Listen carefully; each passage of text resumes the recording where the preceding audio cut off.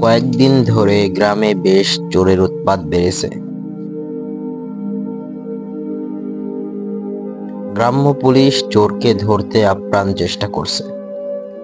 একদিন রাতের বেলা বাজারে টহল দিচ্ছিল পুলিশ।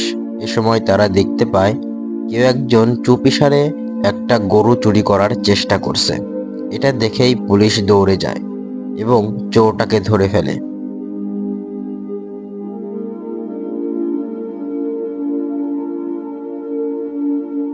চোরকে নিয়ে যখন তারা ফিরছিল তখন তারা সামনে আরো একটি জটলা দেখতে পায়। তারা সেখানে গেলে দেখে একজনকে বেঁধে রাখা হয়েছে। তাদেরকে জিজ্ঞাসা করে জানতে পারে যে সে খাবারের দোকানে চুরি করতে এসেছে। এরপর পুলিশ দুজনকেই ধরে নিয়ে আসে। আজকে সেই দুইজনের বিচার হবে, তাই কাজীর বাড়ির সামনে সকলে এসে জটলা পাকিয়েছে। বিসমিল্লাহির রহমানির রহিম। এখন আমরা আমাদের বিচারের কার্যক্রম শুরু করব। এর আগে আমরা চোরদের কাছেই জিজ্ঞাসা করি যে তারা কেন চুরি করেছে। এই যে তোমরা কেন চুরি করেছো? তোমরা কি জানো না চুরি করা পাপ? আর চোরের শাস্তি সম্পর্কে তোমরা কি জানো না? কাজী সাহেব, বেয়াদবি ক্ষমা করবেন, কিন্তু চুরি করাটা আমার অভ্যাসে পরিণত হয়ে গেছে। আমি চুরি না করে থাকতে পারি না, আর তাছাড়া এর উপরেই তো আমার সংসার চলে, তাই আমি চুরি করেছি। আর তুমি তুমি কেন চুরি করেছো?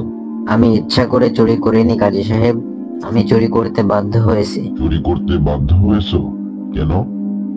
কাজী সাহেব, আমার বাড়িতে ছোট ছোট দুইটা সন্তান, স্ত্রী এবং আমার অসুস্থ বাবা রয়েছে। আমি ছাড়া আমাদের বাড়িতে উপার্জন করার মতো আর কেউ নেই। এরপরে আজ 2 দিন হলো আমাদের বাড়িতে কোনো খাবার সামগ্রী নেই। আমি অনেক কাজ খোঁজার চেষ্টা করেছি, কিন্তু আমি কোনো কাজও পাইনি। আমার সন্তানরা ক্ষুধার যন্ত্রণায় কাতরাচ্ছিল, তাই আমি বাধ্য হয়ে চুরি করতে এসেছি। আমি কোনো টাকা পয়সা চুরি করতে চাইনি। আমি কিছু খাবার নিতেই এসেছিলাম, তাই আমি খাবারের দোকানে চুরি করতে যাই, আর সবাই আমাকে সেখান থেকে ধরে ফেলে। আচ্ছা, আমরা এদের দুজনের বক্তব্যই শুনলাম। এখন এদের ব্যাপারে ইসলামের রায় হচ্ছে, প্রথম যে ব্যক্তি চুরি করেছে তার হাত কেটে দেওয়া হবে, আর দ্বিতীয় যে ব্যক্তি চুরি করেছে মুক্তি দেওয়া হবে। কেননা তাদের দুইজনেরই চুরির কারণ ভিন্ন। প্রথম জন চুরি করেছে তার স্বভাবের কারণে, আর দ্বিতীয় জন চুরি করেছে তার অভাবের কারণে। এ ব্যাপারে যদি আমরা কোরআন এবং হাদিস লক্ষ্য করি, তাহলে বিষয়টা আমাদের কাছে পরিষ্কার হয়ে যাবে। চোরদের শাস্তি সম্পর্কে আল্লাহ তাআলা সূরা মায়েদার মধ্যে বলেছেন, চোর পুরুষ হোক বা নারী, তাদের হাত কেটে দাও, তাদের কৃতকর্মের শাস্তি হিসেবে। এটা আল্লাহর পক্ষ থেকে একটি দৃষ্টান্তমূলক শাস্তি। আল্লাহ মহাপরাক্রমশালী ও প্রজ্ঞাময়। রাসূল সাল্লাল্লাহু আলাইহি ওয়াসাল্লাম ইরশাদ করেছেন, এক গ্রাম থেকে একটু বেশি স্বর্ণ অথবা তার সমতুল্য এবং এর চাইতে যদি বেশি চুরি করে, তাহলেই সেই চোরের হাত কেটে দেওয়া হবে, নচেত তার হাত কেটে দেওয়া হবে না। এখন আমরা একটা ঘটনা দেখি যে রাসূল সাল্লাল্লাহু আলাইহি ওয়াসাল্লামের যুগে একসময় খালিদ ইবনে ওয়ালিদের এক সহচরের বিরুদ্ধে অভিযোগ উঠেছিল যে ক্ষুধার কারণে সে সামান্য কিছু নিয়েছে। তখন অনেক সাহাবা বলেছেন, ক্ষুধার কারণে কেউ কিছু খেয়ে ফেললে তাকে হাত কাটা যাবে না।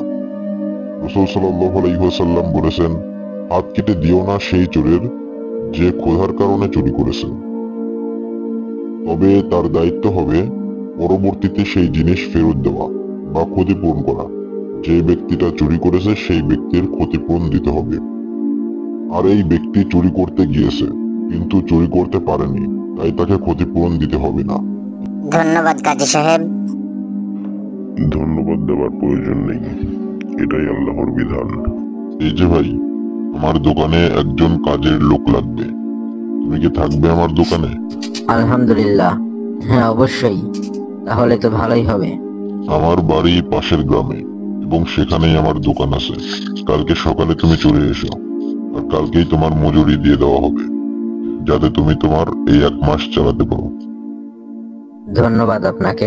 আল্লাহ যা করেন বান্দার মঙ্গলের জন্যই করেন। আলহামদুলিল্লাহ।